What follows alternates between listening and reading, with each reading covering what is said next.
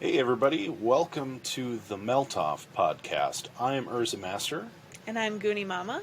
and we want to welcome you to a podcast about our journey with weight loss. I'll kick it over to Goonie Mama. Tell us why you're here. So I'm here because, after 3 kids, you're not what you used to be, no matter what. So I'm here to try to be healthier, live a healthier lifestyle, get a little bit more energy back for the kids, and just be more confident in the clothes that I wear and overall just feeling better about myself.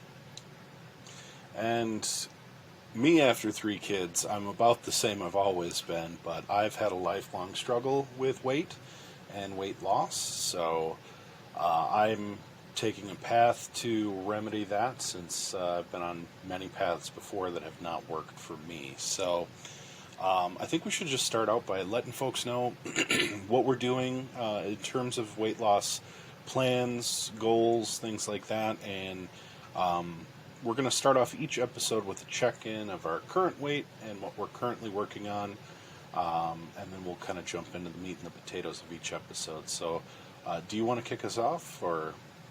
Yeah, so I am going a route where I'm doing more calorie counting and overall healthier foods in my diet. Just kind of being more self-aware of the food that I'm eating and also trying to stay active. I do the elliptical every night, or I try to, and drinking a lot of water. I've cut out soda pretty much completely. I think I usually have like 1 can a week of like a diet soda. So today I weighed in, and we do have a smart scale upstairs. That's actually an app that we use on our phone that can track our weight. It tracks the percentage of water in our body, our BMIs. It's really kind of cool. So when I started my journey was about 9 days ago, and I weighed 266 pounds, and this morning I weighed in at 261.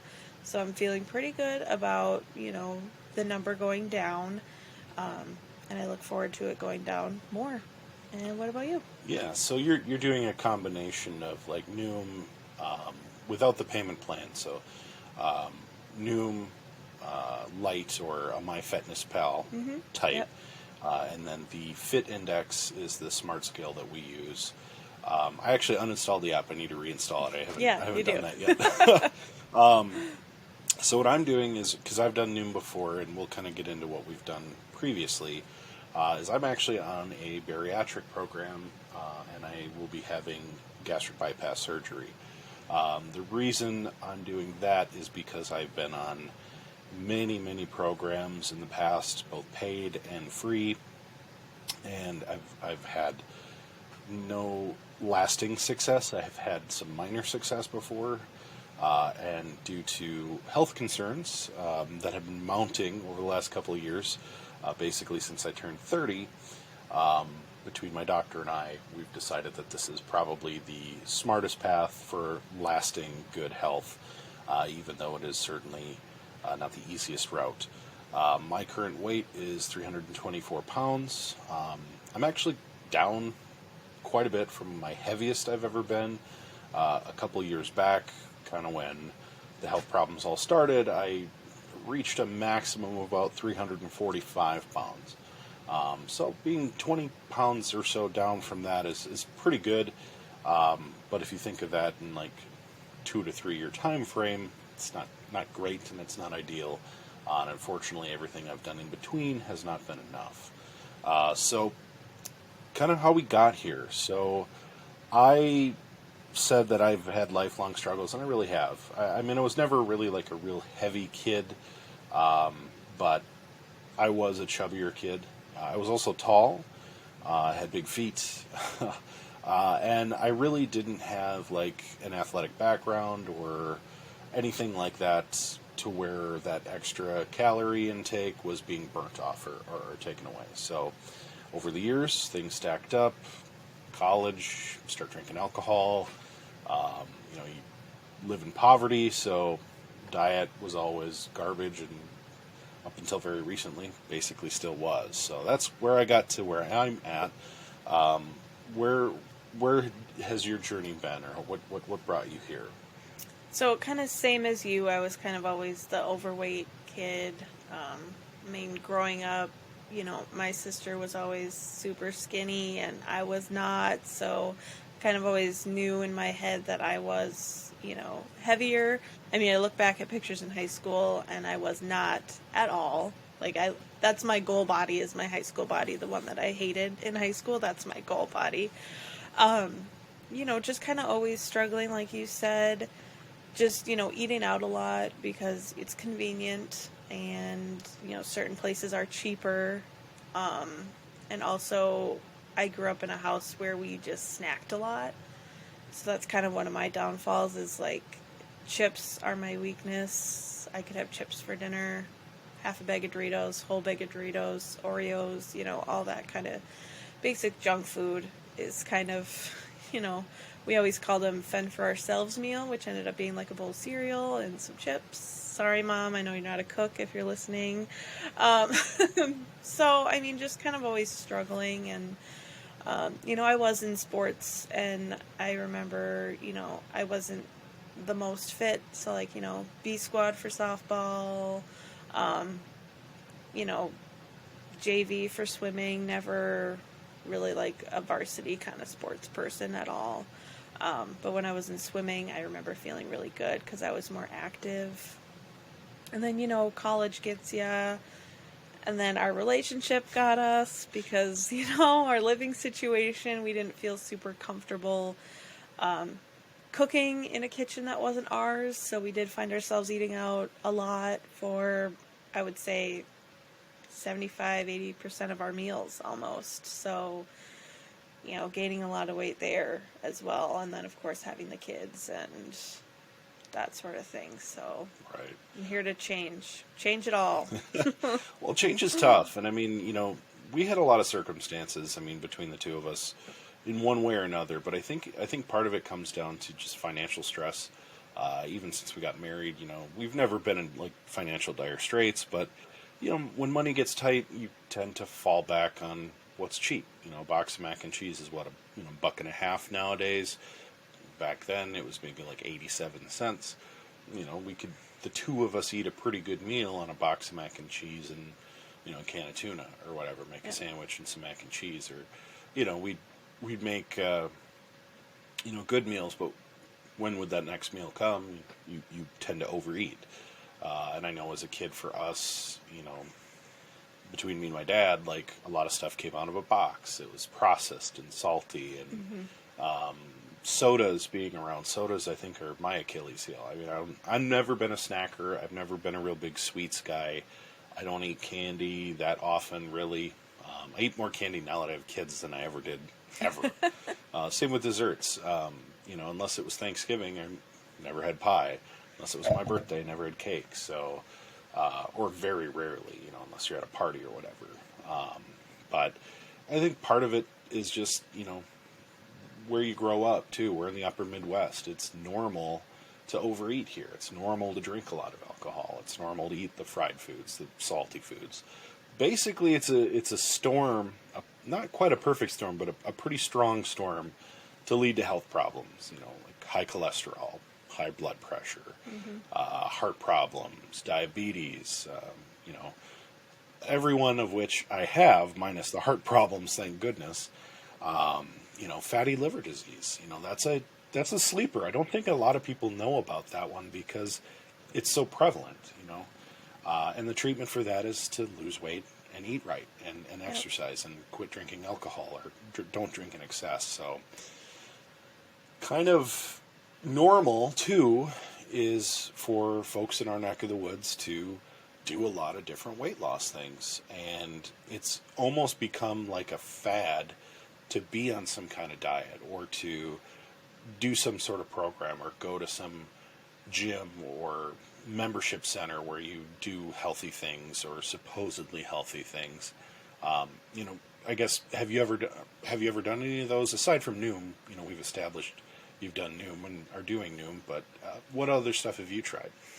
I mean, I remember trying, like, in high school, my mom did Weight Watchers, so I didn't actively do Weight Watchers, but I remember, like, counting points with her a few times, and I would lose weight here and there.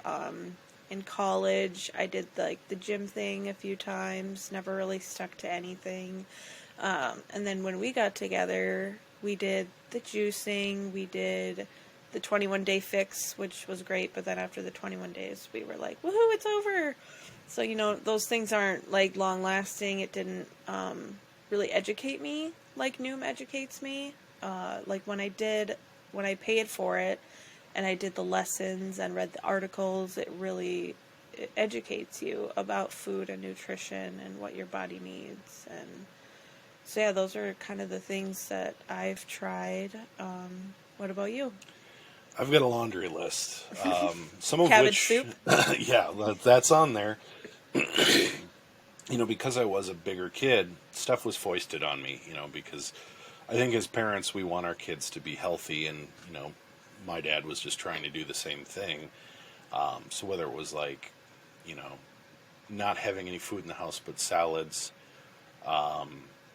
which is not sustainable, being forced into the gym, which never stuck. I never was consistent. I wasn't in athletics, so I didn't even know how to work out or how to properly lift weights. I did do early bird gym class in high school, which was like the 6:30 a.m. course, and I spent a lot of time in the weight room.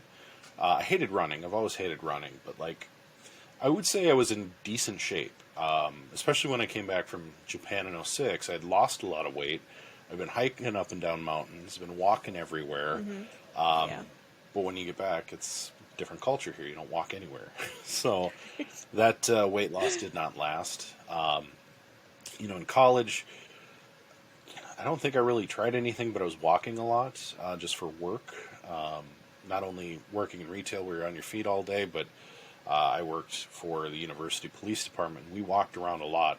Now, granted, we drove a golf cart quite a bit too, but I walked the lots. I mean, I was doing 80,000 steps a day. It was just I was destroying my body with Chinese food and beer and alcohol and energy drinks and soda and whatever else I could get because I was poor. And so coming out of college, I wanted to do something different. I did try like an elimination diet at one point. I did Weight Watchers, which I had some success with. I went to the meetings, and a couple of my friends did it with me, and we always had a good time. But after a few months, it was too expensive and didn't continue. I did try that again later and did the online version, and that was utterly worthless. It didn't work for me at all. I did hydroxycut for a while, where I would just basically not eat. It was like an intermittent fasting without the actual fasting part. Cabbage soup. That was a total disaster. Juicing. Of course, we did that together. Keto. I actually liked keto. Not quite the Atkins diet version, but like my own sort of version between listening to Joe Rogan podcasts and working with my doctor at the time. Basically ate steak and spinach and some potatoes for like 6 months. And it worked. I mean, I lost weight and I got healthier, but it was completely unsustainable for me. I just was not going to be able to stick to that, and really didn't have any way to work out. We couldn't afford a gym membership, and we didn't really have any equipment to work with. Eventually I did get some free weights. We still have them. I do work with them now as often as I can, but the biggest thing was, through everything I've tried, I did do Noom, and I had good success on Noom. And then, of course, we got pregnant with Rowan, and gained a lot of weight back because it was the pizza pregnancy, and we had he loved pizza, and he still does. He still does. Papa John's pizza like every other day, it seemed like, for 7 months. And even my doctor was like, I'm surprised you're still alive. So, that brings me to where I was at, this past year, about a year ago, actually. I had my gallbladder out. Had issues with it for a long time, to the point where when they took it out, they're like, you could tell there was like repeated inflammation in here. And, even though the stones that were in there had shrunk a little bit and would have passed, it was so bad that they're like, yeah, it's we took it. So I figured, well, hopefully that's the end of it. But the surgeon was like, have you ever considered bariatric? I had never thought about it. It was an old people's thing, or like people who were severely morbidly, like my 600-pound life obese. Yeah. Come to find out, those folks unfortunately can't even get it because they have to lose a certain amount of weight before they're even eligible. And I think, not to go off too far on my own tangent here. That's my life. Yeah. I think there's a perception out there that getting a gastric bypass surgery is the easy way out. Because I'm not dedicated enough to working out, or I'm not, I lack the commitment to eat healthy. And that's not ever been the case. I've always been able to eat healthy. I've always been able to work out, at least to the extent that would actually be necessary to lose weight. The problem is your body gets used to being a certain size, and as you hit plateaus, it becomes harder and harder to break through those because your anatomy is trying to preserve calories. It's trying to preserve your size. And, unfortunately, when you get to as big as I've gotten, to get down to what would be a healthy weight, losing 100, 150 pounds is almost impossible. Your body's constantly fighting you. And no matter what I tried, even if I stuck to it, because I was on Noom for almost a year, it wasn't enough. And that's really disheartening. It's psychologically damaging. It makes you want to quit after a while. And I mean, I was happy on Noom, but it just wasn't going anywhere. And unfortunately, with the pregnancy, stuff comes back quick. And that's what a lot of folks have, is they have that roller coaster, that cycle of weight loss and weight gain. Or they plateau and you stop losing weight and you get discouraged and you just have to fight through the plateaus, which I've found to be very difficult. That's why I also recommend to anybody who is going to do a weight loss journey at all is to weigh yourself every morning so that you can see those ups and downs and your plateaus. And, for women, we do generally have the time of the month. Great Aunt Flo comes to visit and, your body retains a lot more water. You're more bloated. Like, that's why it's important to weigh yourself every day, even though you don't want to. Just get on that scale, same time every day, and that's when it helps you get through those plateaus. Absolutely. And same thing goes for men out there, or, people who don't have periods. It's a constant struggle against yourself. You'd be surprised the things you eat, the things you drink, that artificially inflate that number. So you might have a night of drinking and wake up the next morning and be 15 pounds heavier. Well, you didn't magically gain 15 pounds. Right. There's bloat, there's water retention. Likewise, that first 10, 15 pounds you lose, it's usually water, unless you're hydrating properly. And even then, it's a lot of that's just blood glucose. Like your body's sort of detoxing after all the crap you've eaten. And you don't get to the real weight loss for a couple of months sometimes. So I want to dispel with this podcast. I want to dispel the idea that gastric bypass is easy. It's not. And I think a lot of reasonable people out there will be like, well, of course it's not. But there's a lot of people too. And why I've actually refrained from telling most people is the fact that a lot of people just consider it like you're giving up. You're thrown in the towel of a weight loss journey that you've really actually been on probably your whole life, like I have. And it's an extremely difficult one to qualify.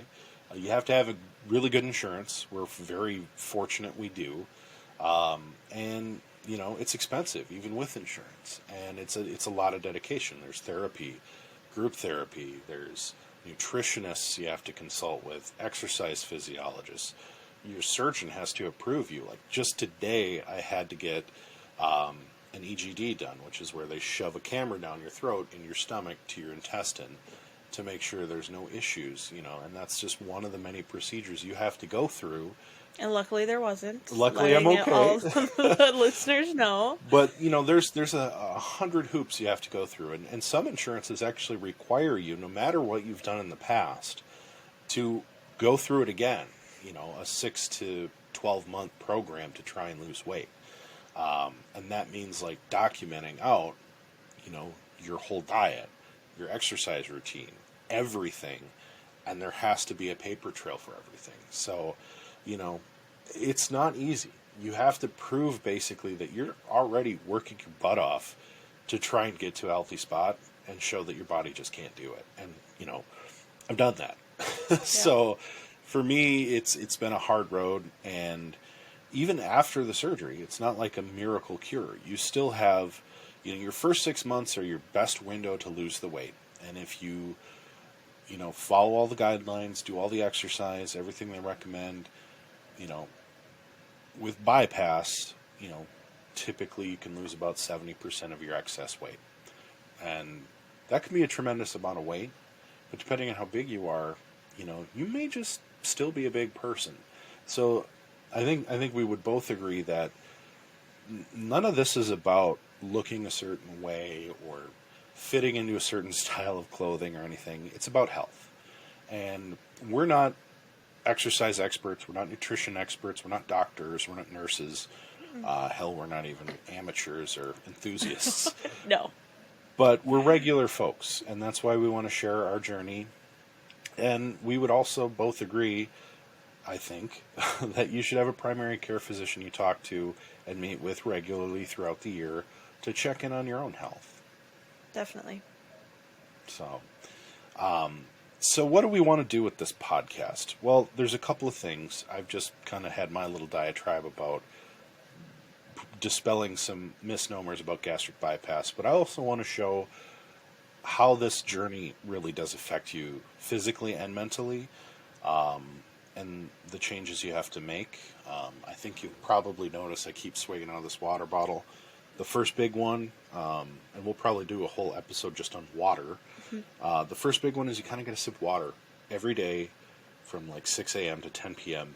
for the rest of your life, among many other things that change permanently. So, again, it's not easy, but, I think for me that's going to be really important, and I want to act as a foil for, for those of us who have tried everything and nothing's working and have to take this route, and to be healthy and to be alive for our kids in 30 years or more. Hopefully more. Yeah, hopefully more. I want to be out there so that folks know they're not alone. And that a lot of people go through this. A lot of younger people, too. I had that misconception that it was for older folks who needed, life-saving surgery. It's for younger folks, too, who want to live to be old folks someday. So that's my goal. How about yours? Yeah, my goal is, just to, be healthier. Really, honestly, doing it for our kids. Showing them that, eating healthy food, eating food that's green is really good. So far with our oldest, she's 5, and yeah, she's gonna, choose the Doritos over broccoli every single time. So just, changing it for our boys and to get her used to healthier foods, because I really don't want her to go through the struggles that we went through. Having 2 overweight parents, it's not looking great for our kids' metabolisms as they get older. So just kind of trying to implement healthy habits in our children at younger ages is kind of really, really my focal point here. And, And then on the podcast, you want to show that off for people, too, who still have the option of doing things like Noom or things like MyFitnessPal or other programs and have those same goals for themselves. Yeah. So we'll do episodes about water and episodes about cooking and things that worked for us, things that didn't work for us, recipes we really like, meals that we don't like and probably won't eat again, but maybe finding an alternative. I'd also really love to bring guests on the show who have gone through, healthier changes, whether it be weight loss or, just activity changes, things like that, that have, benefited their life. And regular folks, too. I mean, I hate to say it, pretty average folks. Average Joes over here. Yeah, so, and we know some exceptionally talented people who, are very healthy and do go to the gym a lot and look great and young for their age. No offense to those folks, I'm not saying they're old, but, we'll probably have some of them on, too, who've just had success over the years and what they've done to sort of maintain that, because it's work. Nobody's just naturally skinny and fit. Like you get older, you may be blessed as a kid to eat whatever you want and always be skinny, but that doesn't last. I think we all know that, and that's another one of those misnomers out there. Like, nobody's just naturally fit and trim. Like, you have to work at it. All of this is work and personal responsibility, and nobody can do it for you. So we want to talk to some people like that too, who've had success and who, use their athletic talents. And we also want to talk to other kind of normies like you and I who've had struggles with weight. But, we want to emphasize that it's, again, not about looking a certain way, not about a certain body shape or body type, because really all bodies are valid. I mean, some folks just look differently than others, and that's not a bad thing. It's a good thing. We should celebrate the fact that we're different. But there is a truth to it that being overweight and having too much on your frame is not good for you. Leads to heart disease and cancer and all the stuff we don't want to get. But there are things you can do about it, and no matter what size or shape you are, you can be healthy. You can do things to avoid those chronic illnesses or diseases that can be life-threatening or life-ending. So that's a big thing. We don't want to shy away from the fact that, there's personal responsibility involved here. It's not all McDonald's fault, as much as I'd love to blame them for their advertising, but the truth is, still like McDonald's. I like their burgers. I know they're terrible for me, and I feel bad after I eat them. But what can I say? I do actually enjoy it, and I make that choice. They're not. Let's not trigger people to go to McDonald's now, okay? Speaking of which, a word from our sponsor. Have you ever been to? Just kidding. But it's about just representing the fact that we're all people here. We all live in the same general location or Earth, and there are unique challenges we all face, but we have to live our lives too.